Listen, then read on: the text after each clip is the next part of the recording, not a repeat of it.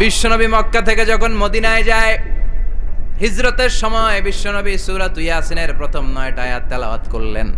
তেলাওয়াত করে আল্লাহর নাম নিয়ে ঘর থেকে বের হলেন। আশেপাশে কাফেররা ঘুরে কিন্তু বিশ্বনবীরে দেখে না, সবাই খেলে এরকম এরকম করে, ডানে বায়ে হাতায় বিশ্বনবী সামনে দিয়ে যায়, কিন্তু কাফেরদের চোখ অন্ধ করে দিয়েছে কে? এজন্য কোরআন তেলাওয়াত করলে কাফেরদের চোখকে অন্ধ বানায় দেয় কে? এজন্য সূরার একটা নাম হচ্ছে সূরাতুল মুইম্মা। কি নাম? অন্ধ করে দেয়। তাফসিরে কুরতুবির মুসান্নিফ ইমাম আল কুরতুবি, ওনাকে জালিম বাদশা বন্দী করেছিল। ওনার তাফসিরে এসেছে উনি শক্তিশালী লোক ছিলেন, জেলখানা ভেঙে বাঁচার জন্য দিছে দৌড়।